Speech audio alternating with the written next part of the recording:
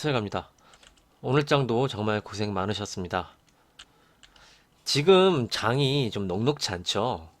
아무래도 좀 많은 투자자분들이 좀 쉽지 않고 좀 힘들어 하시는 그런 구간이라고 좀 생각을 하고 있습니다. 최근 시장의 흐름이 이제 모멘텀이 있고 갈론만 가요. 전체적으로 뭐 이렇게 가고 순환매가 뭐 세게 나오거나 그런 상황도 아니고 그냥 모멘텀이 있는 뭐 오늘도 보면은 뭐 광물주나 곡물주 곡물가가 지속적으로 상승을 하니까 곡물 관련주가 좀 상승을 하고 유가 관련해서 유가가 상승하니까 뭐 정유사 쪽도 좀 강하고 오늘은 이제 금리에 대한 내용이 뉴스에서 계속 나오니까 또 보험주들이 좀 강했고요. 이렇게 철저하게 지금은 모멘텀으로만 움직이고 있는 시장입니다. 오늘 시세를 보면은 이제 코스피가 0.9% 하락을 했고요. 코스닥이 1.12% 하락을 했습니다. 이렇게 0.9%가 하락을 하는데 한쪽에서는 상승을 하죠. 그러니까 이제 빠지는 쪽은 더 크게 빠지는 그런 현상이 지금 일어나고 있습니다. 오늘 이제 오전까지는 좀 시세가 좋았어요. 오전에는 좀 흐름을 잘 줬는데 이제 후속 매수세가 계속적으로 좀 받쳐주는 흐름이 아니었습니다. 그러면서 이제 장중에 미국 나스닥 선물이 좀 약해지고 크게 좀 하락하면서 이제 빠지는 모습이 나오니까 아시아 시장이 좀 영향을 받아서 좀 하락을 하는 그런 모습으로 좀 마감을 했습니다. 그럼 오늘 이슈 살펴보면서 이제 시장에 대해서 좀 말씀드리도록 하겠습니다. 오늘 SK 하이닉스가 장중에도 강했어요. 오전에도 시세를 좀 많이 주고 삼성전자도 시세가 좀 괜찮았는데 디램 가격이 지속적으로 상승을 하고 있습니다. 이게 지금 불집힌 게 삼성전자 오스틴 공장 정전이 있었죠. 거기에 이제 파운드리 공장인데 파운드리에서 뭐 1%에서 2% 정도 생산량이 좀 감소, 전체적으로 파일을 봤을 때 이런 내용도 좀 나오고 고정 거래 가격이 상승한다는 것은 판매를 했을 때 수익이 즉각적으로 좀 연결이 되는 거라서 이번 분기의 실적이 삼성전자랑 SK 하이닉스가 1분기는 실적이 좋을 수가 있습니다. 이렇게 고정 거래가가 상승을 하니까요. 그러면서 오늘 삼성전자, SK 하이닉스는 외국인이 코스피 시장에서 매도를 하는 가운데 순매수를 해주는 그런 기조를 좀 보였습니다. 삼성전자를 보면은 800억 정도 외국인이 매수를 했고요. 하이닉스를 보면은 690억 매수를 했습니다. 반도체에 대해서는 업종 관점을 많이 말씀을 드렸습니다. 시장이 조정이 나오고 이런 반도체 쪽이 하락이 좀 세게 나오는 그런 구간에서는 매도가 아닌 매수로 대응을 하셔야 된다. 계속적으로 강조를 해드리는 그런 입장이고요. 두 번째로는 비트코인 광풍이 불고 있어요. 오늘이죠. 오늘 기준 6,500만원 돌파를 했습니다. 비트코인 가격이. 지금은 좀 빠졌는데 장중에 6,500만원 돌파하면서 시가총액이 1,100조를 돌파했어요. 엄청나죠. 그러면서 오늘 비트코인 관련주, 뭐 블록체인 관련주 해서 동반적으로 좀 상승을 하는 그런 모습이 좀 나왔고 요새 뉴스에서 주식을 팔고 비트코인을 산다 이런 뉴스가 좀 많이 나오고 있습니다. 지금 비트코인 사라고 부추기는 거죠, 언론에서. 저는 그걸 따라가면 안 된다고 역시 생각을 하고요. 지금 이게 앨런 머스크 테슬라 CEO가 불을 지핀 것 같아요. 자기가 이제 투자를 했다 이렇게 하면서 비트코인이 급등을 했죠. 그러면 세계적으로 좀 투자자들이 비트코인을 좀 매수를 하는 그런 성향이 있는데 저는 실체가 없는 거는 건들지 말아야 된다는 좀 주의거든요. 주식은요, 실체가 있어요. 주식은 회사가 있죠. 회사가 있고, 그 회사는 자산이 있고, 실적이 나와요. 근데 비트코인은 진짜 쓸모가 없는 상품이라고 생각을 합니다. 각국에서 뭐 화폐로 인정을 해준 나라도 있긴 있는데, 지금은 이제 비트코인이 이렇게 상승을 하니까 뭐 주식을 팔고 산다는 말이 좀 나오고 있지만 비트코인이 어느 순간 꺾이기 시작을 하면은 다시 이 자금은 주식으로 턴을 할 거라고 좀 생각을 합니다. 비트코인은 정말 너무 거품이라는 것 이렇게 좀 말씀을 드리도록 하겠습니다. 그리고 이제 세 번째로 볼 게 미국 10년물 채권 금리가 지속적으로 좀 상승을 하고 있어요. 그러면서 오늘 이제 보험주 어저께 영상에서 금리가 바닥을 찍고 상승을 하면 보험주 그리고 은행주 얘네들은 마진이 늘어나고 수익성이 개선된다고 말씀을 드렸죠. 오늘 바로 그게 좀 영향을 받아서 보험주들이 좀 강하게 좀 상승을 하는 그런 모습이 좀 나왔습니다. 근데 지금 이게 굉장히 좀 중요한 내용이에요. 미국 10년물 채권 금리가 오르고 있다는 거는 인플레이션을 건드는 거거든요. 인플레이션이 그만큼 이제 지속이 되고 있으니까 국채 가격이 올라가는 겁니다. 10년물 채권 금리가. 인플레이션이 2%인데 채권 수익률이 1.5%면은 안 팔린다 그랬죠. 인플레이션이 더 높은데 채권을 갖고 있으면 손해잖아요. 그러면서 채권 올려주는 겁니다. 2%, 2% 이상 올려줘야지 채권이 팔리겠죠. 그것 때문에 지금 인플레이션이 오면은 테이퍼링을 하는 게 아니냐. 이런 부담감이 생기는 겁니다. 이 미국 10년물 채권 권리 상승이 시장에 부담 주는 내용이. 추후 시장이 하락할 때 이 내용이 악재로 작용할 수 있다. 이렇게 말씀을 드렸죠. 지금의 악재는 이거밖에 없습니다. 굳이 악재를 찾아서 시장을 하락을 시키려면은 이 내용이 나올 텐데 여기 하지만 이라고 적어 놨는데 저는 이 내용 때문에 시장이 하락을 한다면은 그거는 또 다른 매수의 기회라고 좀 생각을 하고 있습니다. 이제 10년물 채권 금리가 상승을 한다고 시장에 부담을 줄 수 있겠지만 경기 부양책은 계속 될 수밖에 없습니다. 정치적으로 말씀을 드렸죠. 바이든이 이제 한 달 됐어요. 바이든 행정부가 탄생을 한지. 지금은 허니문 기간이다.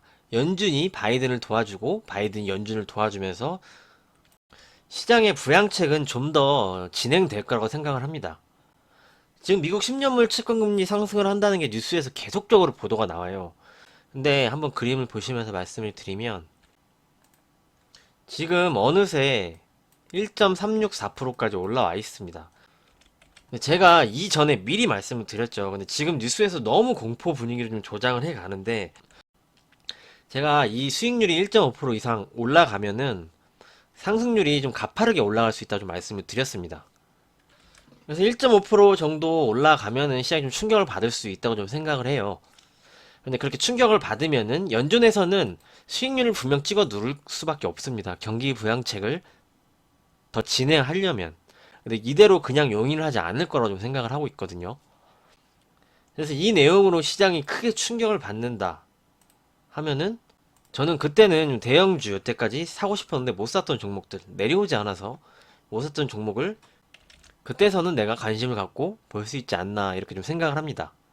채권 금리가 계속적으로 갈 것인가 아니면 어느 순간까지 올라갔다가 다시 밀릴 것인가 이거를 이제 판단을 해야겠죠. 미국 경제 상황 이런 걸 함께 보면서 보면 되겠죠. 당장 내일 이제 미국에서 1월 경기 선행지수 뭐 이런 게 발표가 돼요. 그 부분을 좀 촉각해서 보면서 흐름을 더 체크를 해서 계속적으로 좀 말씀을 드리도록 하겠습니다. 이 부분은 그렇게 정리를 하고요. 이제 마지막으로 시장 이번 주가 변곡이라고 좀 말씀을 드렸고 함께 좀 살펴보도록 하겠습니다. 시장이 변곡이라고 말씀을 드린 이유는 이렇게 올라가죠. 추세가 이렇게 내려오고요. 그러면은 지금 이 삼각 수렴에서 진폭이 이렇게 크다가 이 추세로 진폭이 점점 줄어든다고 말씀을 드렸습니다.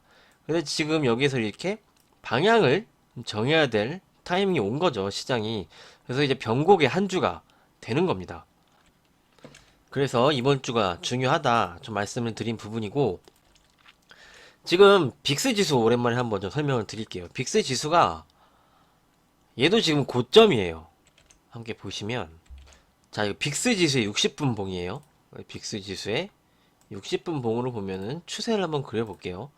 여기서 이렇게 내려가는데 맞고 돌파 못하고 맞고 돌파 못하고 여기도 그랬고요. 여기도 그랬고 지금 다시 이 수준까지 올라와 있습니다.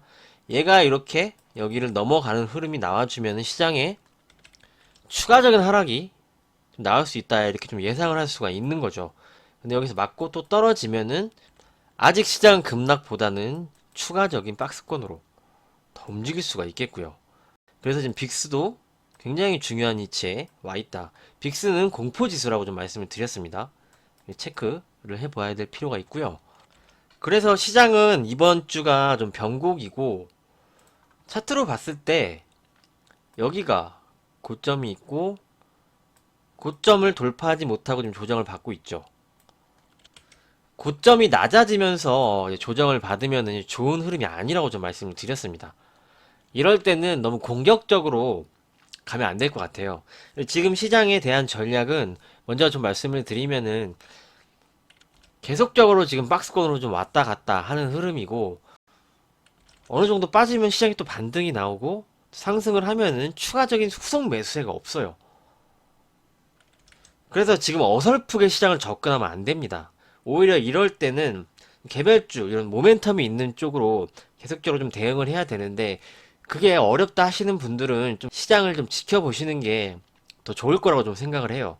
그래서 지금은 공격적으로 막 들어가기보다는 좀 한 발 빼서 좀 지켜보시면서 스윙을 주면 좀 짧게 부분적으로 어느 정도 좀 챙겨주시면서 그렇게 시장을 좀 보시는 게 좀 안정적으로 가는 방향이 아닐까, 이렇게 좀 생각을 하고 있습니다. 시장이 여기서 좀 방향이 나와줘야 되거든요. 이렇게. 아니면 아예 조정을 세게 받아서 여기서 신규 매수를 하거나, 아니면 아예 거래량도 질고 수급도 좋아지고 뭐 환율이나 선물 부분도 좀 해소가 되면서 시장이 상승을 하거나, 이렇게 나와서 방향을 줬을 때 이제 초보 개인 투자자 분들은 매수를 해도 그때 내가 어느 정도 좀 강하게 매수를 할 수가 있지, 지금은 막 강하게 매수를 해서 가는 구간은 아니라고 좀 생각을 합니다. 일단 지금 고점이 낮아졌고 시장이 변곡에 와 있습니다. 그렇기 때문에 이렇게 좀 말씀을 드리고요. 시장을 좀 지켜보시는 게 좋겠다. 시장을 제가 여기서 위로 간다, 아래로 간다 하는 게 좀 중요하지 않을 것 같습니다. 아무래도 지금 수급 부분이 개선이 되지 않았거든요. 오늘 수급이 외국인 기관이 양매도, 선물도 추가적으로 팔았어요, 외국인이. 근데 지금 이 하락에 주범이 연기금이 있습니다. 연기금이 삼성전자를 너무 많이 팔아요.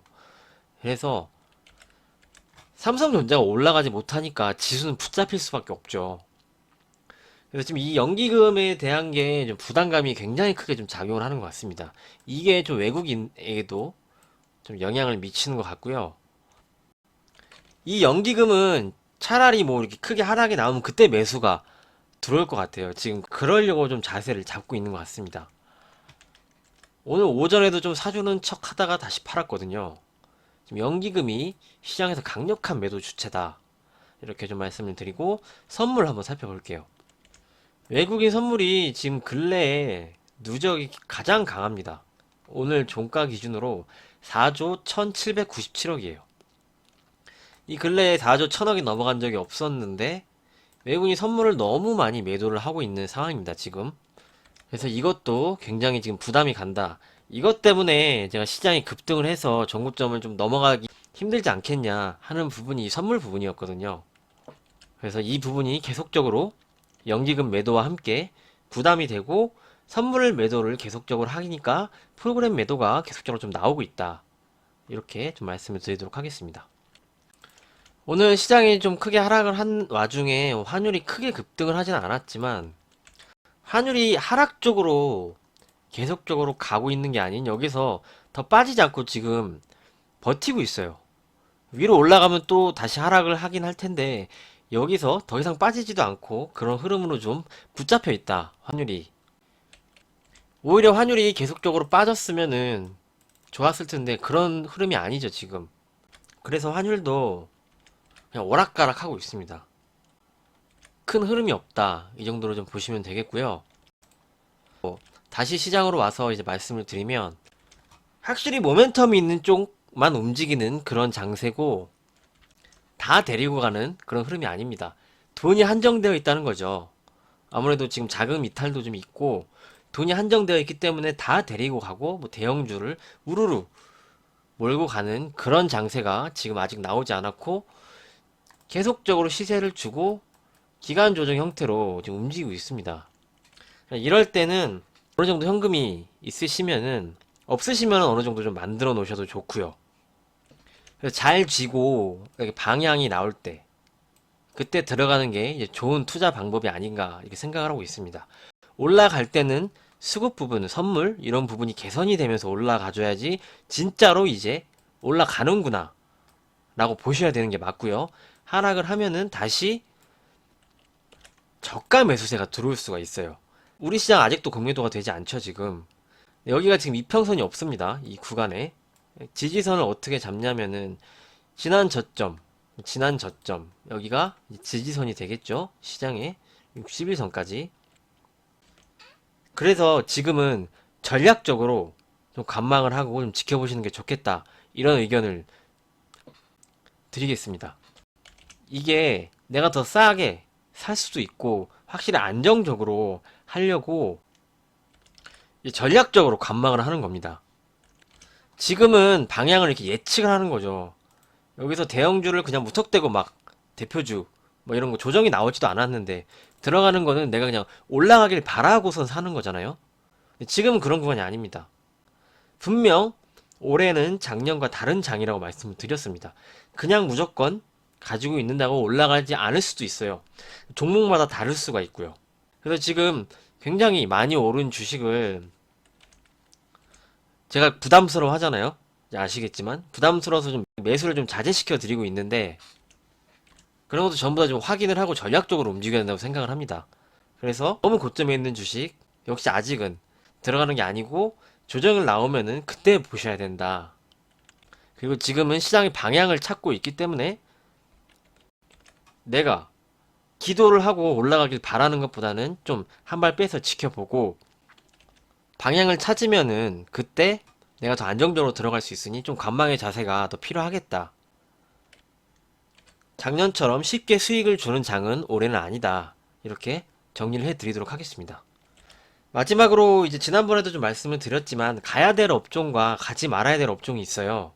가지 말아야 될 업종은 싸다고 무턱대고 들어가지 마시고요. 시장이 조정이 나와도 되는 업종을 공략을 하셔야 됩니다. 이렇게 오늘 전략 정리해서 좀 말씀을 드리고 여기까지 하도록 하겠습니다. 지금 장세는 쉽지 않은 장세입니다. 초보 투자자분들은 더 힘드실 것 같아요. 그런 만큼 좀 여유 좀 갖고 시장이 계속적으로 내가 주식이 없으면 불안하신 분들이 있으세요. 왜 불안해요? 현금도 종목입니다. 그리고 이런 장일수록 저 올라가는 쪽만 더 보이게 되거든요. 그래서 더 부각이 되면서 내가 더 심리가 위축이 됩니다. 그렇게 하시면 안 되고요. 마음 잘 다스리시고 좀 지켜보시길 바라겠습니다. 내일장도 성공 투자하시고요. 오늘도 수고 많으셨습니다. 감사합니다.